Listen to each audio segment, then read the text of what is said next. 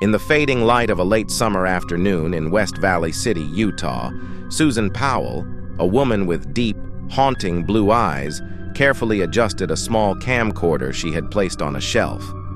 The air in the room grew heavy as she pressed the record button. Her thoughts raced. Was this the only way to protect what was left of her life? This is me, Susan Powell. Today is July 29th, 2008, 12:33 p.m. Just covering all my bases, making sure that if something happens to me or my family, or all of us, our assets are documented. Her voice was soft but laced with hidden fear. Susan began to walk around the house, recording each item, from the lamp Josh, her husband, had purchased with her credit card, to the precious jewelry she feared he might sell. She paused at a small box containing pearls and opals, treasured keepsakes. Susan's gaze grew distant as she recalled Josh's fits of rage, the times he smashed everything around him over the smallest disagreements, the shattered DVDs, scattered belongings, all remnants of his anger and violence were still present in the house. This house, once a warm home, now stood as a silent witness to conflict and pain. Susan felt a chill run down her spine, as if the very walls were trying to warn her of something more terrifying.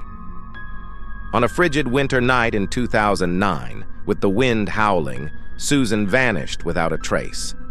Josh, the man who had once vowed to love and protect her, now stood at the center of a dark mystery. He showed no concern, no effort to find his missing wife. Instead, he claimed to the police that Susan had stayed home, peacefully asleep, while he and their 2 children went camping in the freezing winter night. When the police searched the house, they found no signs of foul play. Yet as the investigation deepened, stranger things surfaced.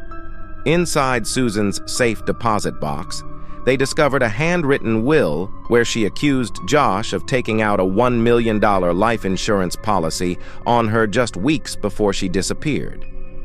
"If I die, it may not be an accident," she had written, her words painting a grim picture of a future she seemed to fear. In the weeks following Susan's disappearance, Josh appeared more concerned with withdrawing money from retirement accounts, as if preparing for a life without her. His indifference to her disappearance raised suspicions among her family and friends, but everything remained shrouded in mystery. Throughout the investigation, the police questioned Josh and Susan's 2 young sons, but their statements provided no clear leads. Charlie, the older son, mentioned that his mother had gone camping with them, but the details were inconsistent, leaving the police unable to rely on their testimony. Days turned into weeks, and the darkness surrounding Susan's disappearance only grew thicker. It was as if she had vanished into thin air, leaving behind only lingering pain. Josh and the children moved back to live with his family in Washington, but the tragedy didn't end there. 2 years later, in February 2012, a state caseworker brought the 2 boys to Josh's house for a court-ordered supervised visit. As soon as they entered, Josh locked the door, preventing anyone from coming in. Moments later, the house erupted into flames, becoming a blazing inferno. When the fire finally died down, the charred remains of Josh and his 2 sons, Charlie and Braden, were found inside. Josh had ended his life and taken the lives of his innocent children by dousing the house in gasoline and setting it ablaze. The horrific act was like a confession from Josh, as if he were trying to erase all traces of his guilt. Susan's family and friends were no longer in doubt. They knew Josh had played a role in her disappearance. Yet despite the overwhelming evidence, no one could find Susan's body. Rumors spread that Josh had enlisted his brother Michael's help to hide her remains in a remote location, possibly in abandoned mines in Utah. But even as the police closed in on the truth, Michael took his own life in 2013, burying the dark secrets with him. The story of Susan Powell is not just a personal tragedy, but a chilling reminder of human helplessness in the face of fate. Each year, people in Puyallup, Washington, where Susan once lived, gathered to remember her, reminding everyone that nearly 15 years after her disappearance, the ghost of Susan still lingers, refusing to fade away. That final video Susan recorded in 2008 now stands as a haunting testament to her fears. Did she know, as she spoke those words, that her husband was capable of such monstrous acts? Or was it just a vague, unshakable fear that tragically came true? Whatever the case, that video with Susan's simple, foreboding words continues to echo, serving as a warning from the past, sending chills down the spines of those who remember. Amber Tuccaro was a young woman from Alberta, Canada, full of life and hope. She was just 20 years old, a member of the First Nations, with a 1-year-old son she adored. In August 2010, she traveled from Fort McMurray to Edmonton, seeking a brief escape from the monotony of daily life. Accompanied by her son and a female friend, Amber checked into a hotel, planning to enjoy a short vacation. But the carefree trip quickly spiraled into a nightmare that would haunt her family and the country for years. On the night of August 18th, Amber, restless and eager to explore, decided to hitchhike into the city. It was a decision she would never return from. As the hours passed and Amber didn't come back to the hotel, her friend grew increasingly worried. The next day, her mother called the Royal Canadian Mounted Police, RCMP, to report her missing. But instead of taking immediate action, the police seemed indifferent, brushing off the concerns. They suggested that Amber was probably out partying and would return soon. Days turned into weeks, and still, there was no sign of Amber. Her family's desperation grew as the police showed little urgency in finding her. The case seemed to slip through the cracks of the system, another missing Indigenous woman in a country where such cases were all too common and often neglected. But then, something chilling emerged. A recorded phone call, the last known contact Amber had before she vanished. In this brief, haunting conversation, Amber's voice could be heard, tense and uneasy, speaking to an unknown man. The recording, released by the RCMP on August 28th, sent shivers down the spine of anyone who listened. "Where are we by? We're just south of Beaumont, north of Beaumont. We're heading north of Beaumont," the man's voice said, calm and almost reassuring. But Amber was clearly not convinced. Her voice trembled as she questioned him, her instincts telling her something was wrong. "You better not be taking me anywhere I don't want to go. I want to go into the city," she insisted, fear creeping into her tone. The man's response was chillingly nonchalant.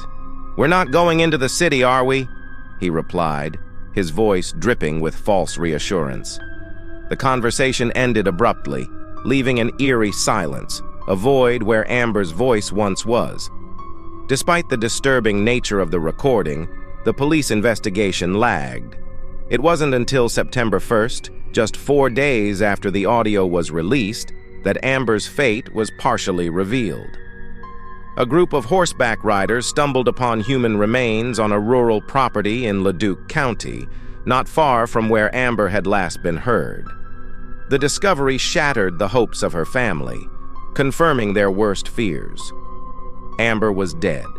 The case became a stark example of the systemic failure to protect Indigenous women in Canada.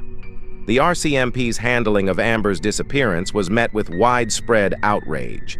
After just a month of searching, they had removed her from the missing persons list, relying on unconfirmed sightings that were later proven false. It took her mother's relentless pressure to get Amber back on the list, but by then, precious time and potential evidence had been lost.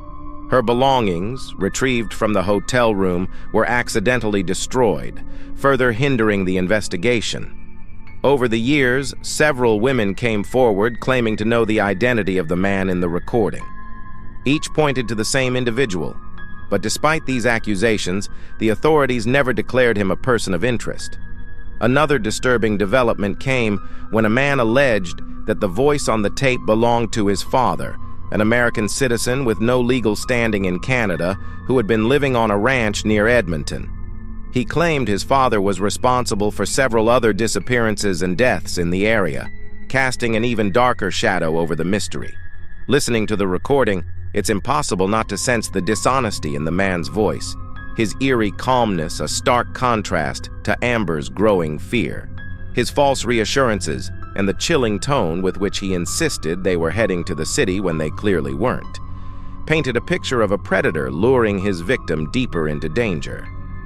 The mishandling of Amber's case, from the initial indifference to the lost evidence, has left many questioning whether racism played a role in the lack of urgency.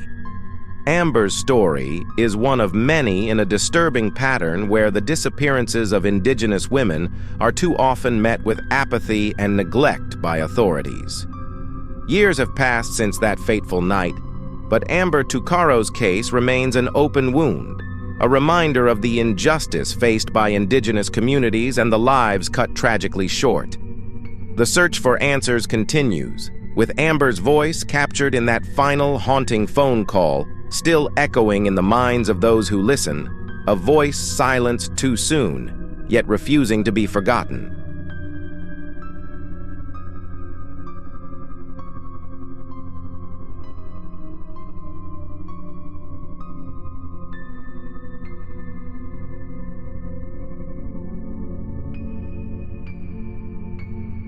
Kenny Veach was an adventurous hiker known on YouTube as Snakebit McGee, who loved exploring the remote, treacherous landscapes of the Nevada desert.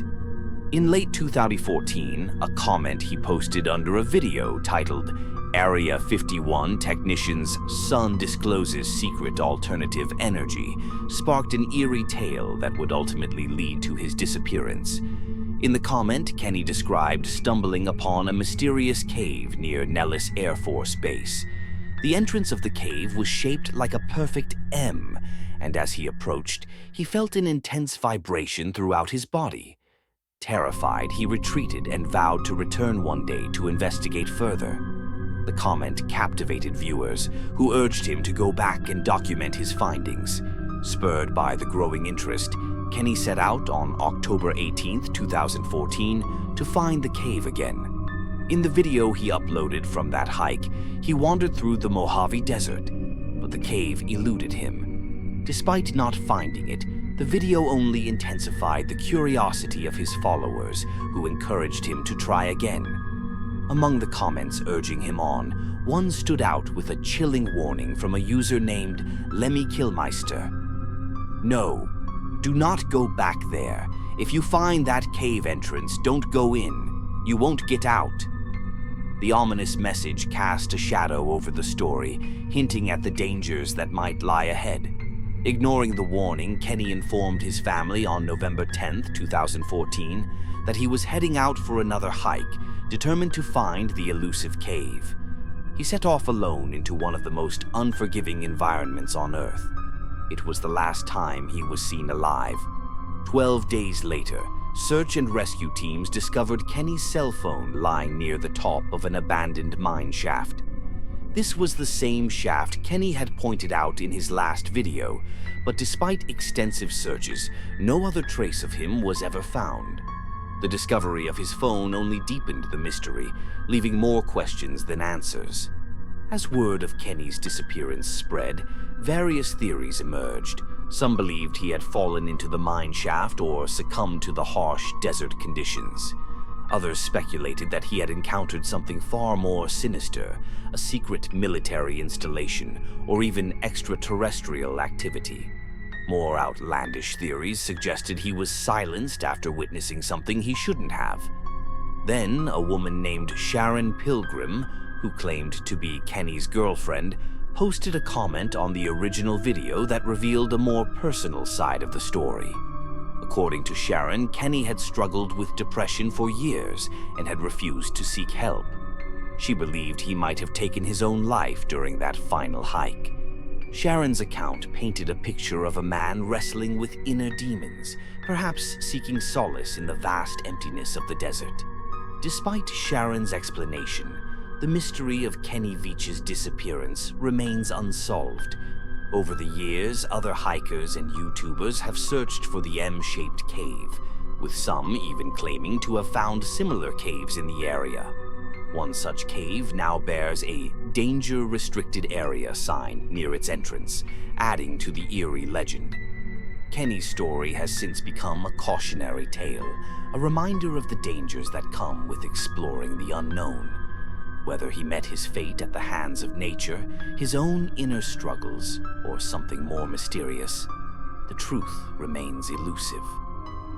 Kenny Veach embarked on his journey driven by curiosity, but he left behind a legacy shrouded in mystery, his final resting place lost somewhere in the vast, unforgiving Mojave Desert.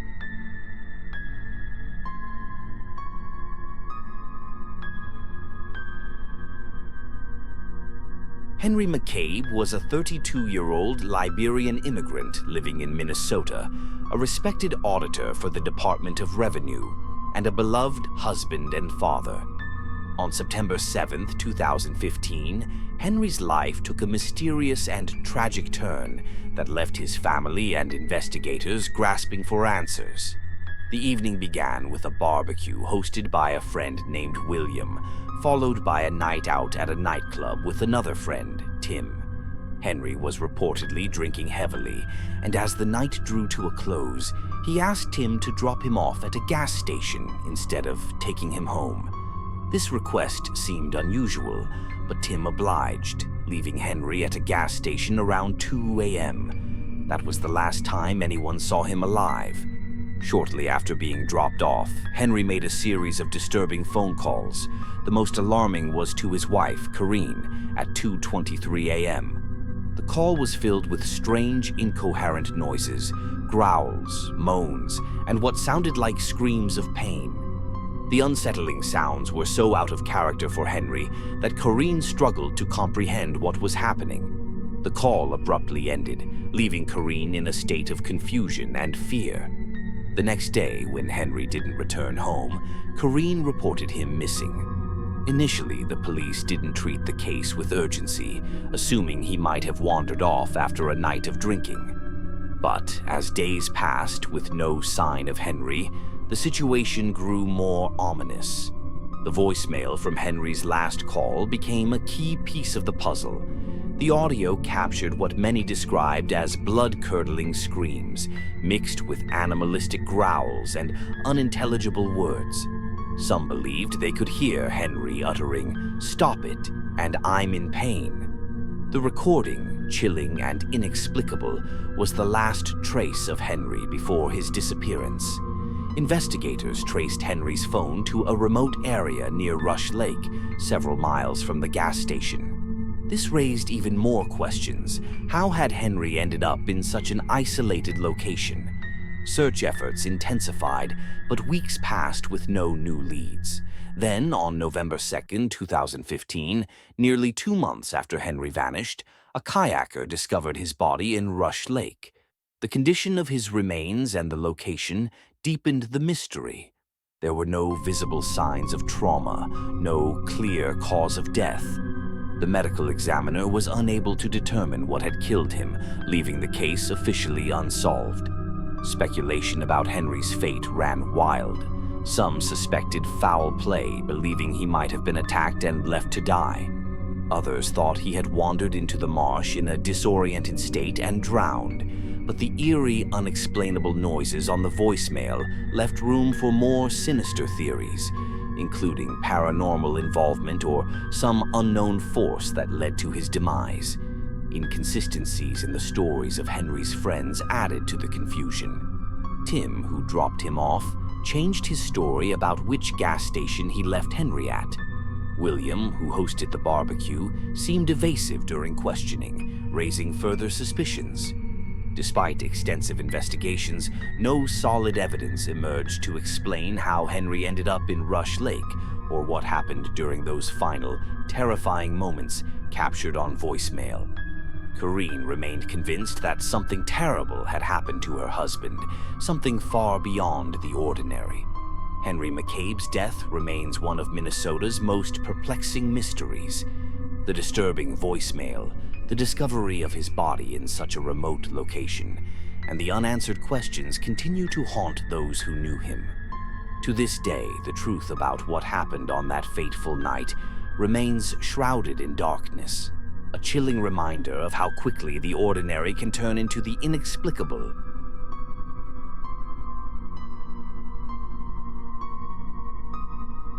Brandon Lawson, a 26-year-old oil worker from Texas, had a life that seemed as tough as the rugged landscape he worked in.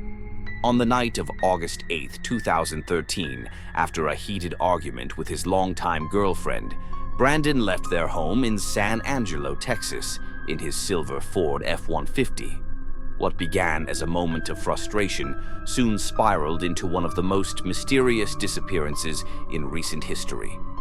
Around 12:30 a.m., Brandon called his brother Kyle, explaining that he had run out of gas on a remote stretch of highway near Bronte, Texas. Kyle, who lived nearby, agreed to bring him a gas can. But what happened next was anything but ordinary. Just minutes after calling Kyle at 12:50 a.m., Brandon made a frantic 911 call. His voice was shaky, filled with panic. "Yes, I'm in the middle of a field. I ran into something. Just the first guy. We're not talking to him. I ran into him." His words were jumbled, almost incoherent, but there was a clear sense of fear. The dispatcher asked if he needed an ambulance, but Brandon's response was unclear. Then the line went dead. The call has since been analyzed by experts and internet sleuths alike, but its meaning remains elusive. Some believe they can hear gunshots in the background, others think there were other voices or even a struggle, but nothing is certain. By the time Kyle arrived at Brandon's truck, he found it parked haphazardly on the side of the road, partially obstructing traffic. There was no sign of Brandon. The doors were unlocked and his keys and wallet were gone. Strangely, a sheriff's deputy also arrived at the scene around the same time, responding to a report of the truck blocking the road. Kyle tried calling Brandon repeatedly, but every call went straight to voicemail. At one point, Brandon called Kyle back briefly, claiming he could see both Kyle and the deputy, but Kyle couldn't see him. The call ended abruptly and Brandon was never heard from again. Over the following days, an extensive search was conducted in the area where Brandon's truck was found. Helicopters, search dogs, and volunteers combed through the fields and brush, but no trace of Brandon was discovered. The landscape was harsh, dotted with mesquite trees, cacti, and deep ravines, an unforgiving terrain for anyone lost without supplies. Theories about what happened to Brandon Lawson abound. Some believe he may have been the victim of foul play, possibly involving drug runners or others in the remote area. Others think he might have been disoriented from drug use or dehydration, leading him to wander off into the wilderness where he succumbed to the elements. The mention of the first guy in his 911 call has led to speculation that he encountered someone dangerous on the highway, though no evidence has been found to support this theory. Another disturbing possibility is that Brandon may have tried to disappear intentionally. It was later revealed that he had recently cashed out his 401k, suggesting he might have been planning something drastic. However, his panicked 911 call and the abandoned truck suggest that whatever happened was far from voluntary. In February 2022, nearly 9 years after Brandon vanished, a small group of searchers discovered human remains in a field near where his truck had been found. The remains were sent for testing, and while it is believed they may belong to Brandon, as of the latest reports, there has been no definitive confirmation. The disappearance of Brandon Lawson remains a haunting mystery. His last desperate call for help, the strange and fragmented clues, and the unforgiving Texas landscape all combine to create a story that continues to baffle investigators and torment his family. Until the day his fate is fully uncovered, Brandon Lawson's case will remain one of the most chilling unsolved disappearances in modern history.